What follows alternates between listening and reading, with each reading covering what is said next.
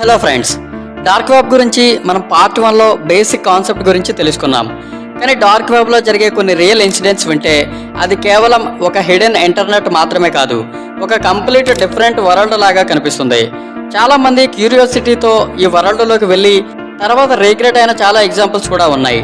ఈ పార్ట్లో మనం కొన్ని real life incidents and shocking truths గురించి తెలుసుకుందాం. ఇంటర్నెట్ హిస్టరీలో చాలా ఫేమస్ అయిన కేసు ఒకటి ఉంది. అదే సిల్క్ రోడ్ అనే మార్కెట్ ప్లేస్. ఇది డార్క్ వెబ్లో ఆపరేట్ అయ్యే ఒక పెద్ద ఇల్లీగల్ ఆన్లైన్ మార్కెట్. ఇక్కడ drugs, fake documents, illegal items అమ్మేవారు. ఇది రన్ చేసిన వ్యక్తి పేరు రాస్ ఉల్బ్రిడ్జ్. అతను తనను తాను అనానమస్గా ఉంచుకుంటూ ఈ ప్లాట్ఫామ్ని రన్ చేసేవాడు. కానీ చివరికి అథారిటీస్ అతన్ని ట్రేస్ చేసి అరెస్ట్ చేశారు. డార్క్ వెబ్లో అనానమస్గా ఉంటారు అనేది మిత్ మాత్రమే, పూర్తిగా సేఫ్ కాదు. ఇంకొక షాకింగ్ ఫ్యాక్ట్ ఏంటంటే డార్క్ వెబ్లో చాలా డేటా లీక్స్ జరుగుతూ ఉంటాయి. పెద్ద పెద్ద కంపెనీస్ నుండి డేటా, పాస్వర్డ్స్, ఈమెయిల్స్ దొంగలించి ఇవన్నీ అమ్ముతూ ఉంటారు.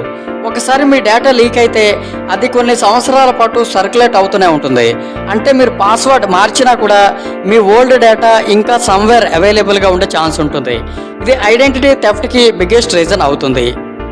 డార్క్ వెబ్లో స్కామ్స్ కూడా చాలా కామన్.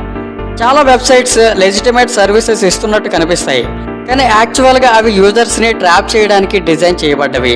ఉదాహరణకి హ్యాకింగ్ సర్వీసెస్ ఆఫర్ చేస్తున్నట్టు చూపించి మనీ తీసుకుని డిసైపేర్ అవుతారు, లేదా ఫేక్ ప్రోడక్ట్స్ అమ్ముతారు. ఇది నార్మల్ ఇంటర్నెట్లో స్కామ్స్ ఉన్నట్టు మాత్రం కాకుండా ఇక్కడ చాలా డేంజరస్ లెవెల్లో ఉంటుంది. ఎందుకంటే మీరు కంప్లైంట్ ఇవ్వడానికి కూడా ఒక క్లియర్ సిస్టమ్ అంటూ ఉండదు.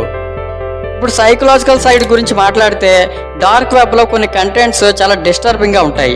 ఇవి సెన్సిటివ్ పీపుల్ టాలరేట్ చేయలేని లెవెల్స్లో కూడా ఉంటాయి. చాలామంది క్యూరియాసిటీతో వెళ్ళి చూసి తర్వాత మెంటల్ స్ట్రెస్ లేదా ఫియర్తో బయటకు రావడం కూడా జరిగింది. అంటే ఇది టెక్నికల్ రిస్క్ మాత్రమే కాదు, it is also effect your brain also. మరొక ఇంపార్టెంట్ విషయం, లా ఎన్ఫోర్స్మెంట్ ఏజెన్సీస్ కూడా డార్క్ వెబ్లో యాక్టివ్గా ఉంటాయి. వాళ్ళు ఇల్లీగల్ యాక్టివిటీస్ని ట్రాక్ చేయడానికి స్పెషల్ టెక్నిక్స్ ఉపయోగిస్తారు. కాబట్టి డార్క్ వెబ్లో ఏదైనా చేసినా ఎవరు పట్టుకోలేరు అనేది పూర్తిగా రాంగ్. చాలా కేసెస్లో క్రిమినల్స్ కొన్ని సంవత్సరాలు కూడా క్యాచ్ అయ్యారు. ఇది స్లో ప్రాసెస్ అయినా ఇంపాసిబుల్ అయితే కాదు. సో ఇప్పుడు ఒక సింపుల్ కన్క్లూజన్, డార్క్ వెబ్ అనేది నాలెడ్జ్ కోసం తెలుసుకోవడం వరకు ఓకే, కానీ ఎక్స్ప్లోర్ చేయడం మాత్రం చాలా రిస్కీ. చాలామంది జస్ట్ క్యూరియాసిటీతో వెళ్ళి పెద్ద సమస్యల్లో చిక్కుకున్నారు.